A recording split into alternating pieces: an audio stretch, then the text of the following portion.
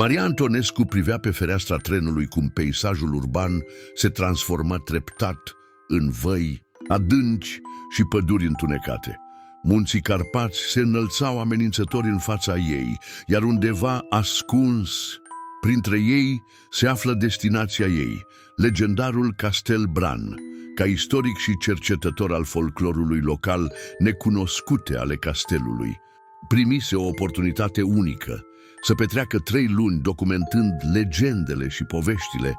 Bătrâna care stătea în fața ei în compartiment o privea fix. "Știi," șopti femeia cu o voce tremurândă, "castelul alege pe cine lasă să-i afle secretele și nu toți cei care intră mai ies." Maria zâmbi politicos.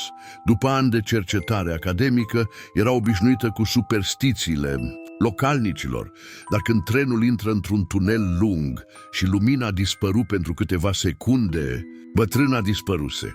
Maria clipi confuză, nu auzise ușa compartimentului deschizându-se. În geanta ei, caietul de notițe începu să foșnească, paginile răsfoindu-se singure până la ultima filă.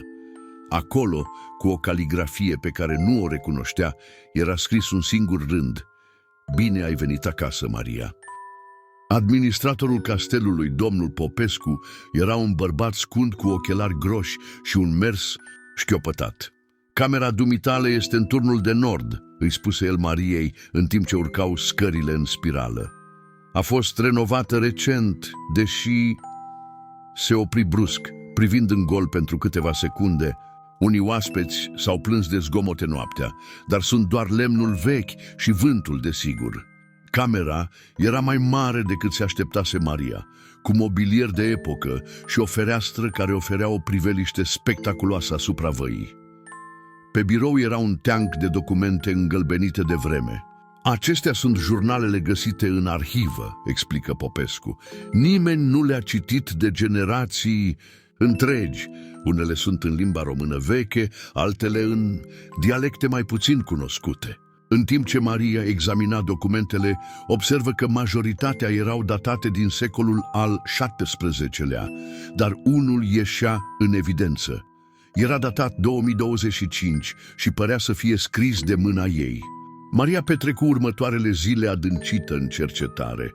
Jurnalele dezvăluiau o istorie întunecată, plină de dispariții misterioase și evenimente inexplicabile.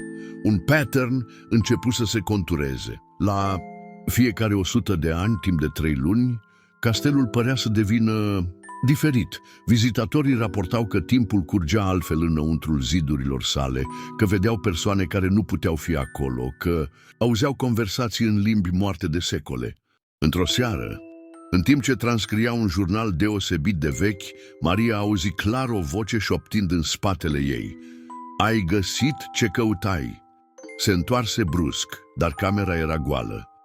Pe pagina din față, cerneala începu să se schimbe, formând cuvinte noi. "Sau poate noi te-am găsit pe tine?" Trecuseră 2 săptămâni de când Maria își începuse cercetarea, iar nopțile deveneau tot mai stranii. În fiecare seară, la ora 3 se trezea auzind muzică veche, ca și cum undeva în castel ar fi avut loc un bal. Sunetul viorilor și al cimpoiului răzbătea slab prin pereții groși, însoțit de râsete și conversații în limba română veche. Într-o astfel de noapte, curiozitatea învinse prudența. Maria își luă halatul și porni să găsească sursa muzicii. Coridoarele păreau diferite noaptea, mai lungi, mai întortocheate, cu tablouri care își schimbau expresiile când trecea pe lângă ele. Ajunse într-o sală mare de bal, prăfuită și goală în aparență, dar în oglinda masivă de pe perete, încăperea era plină de viață. Doamne în rochii somptuoase și domni în haine de epocă dansau și conversau.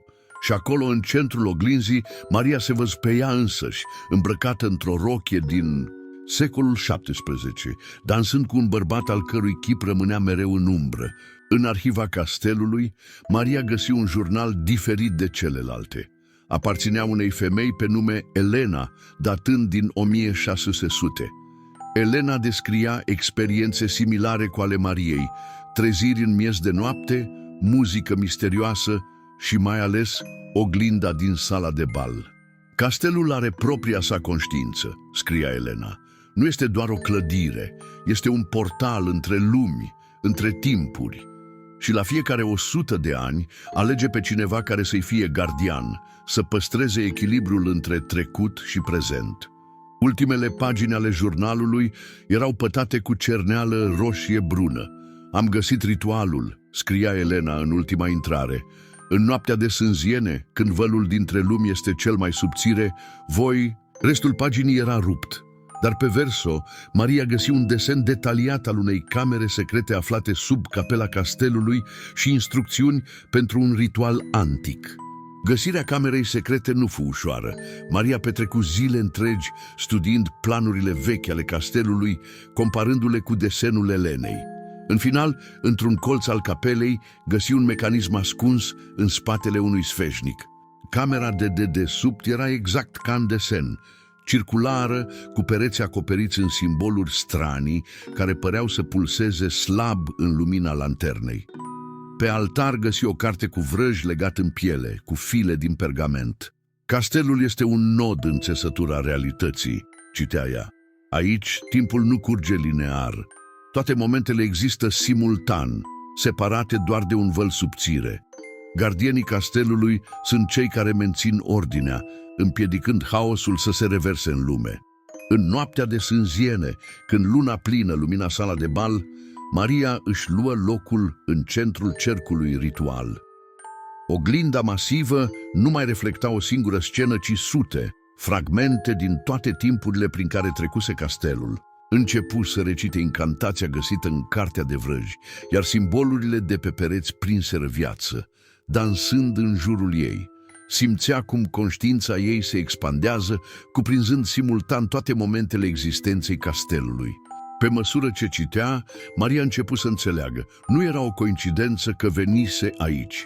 Elena nu dispăruse în 1600, devenise primul gardian al castelului.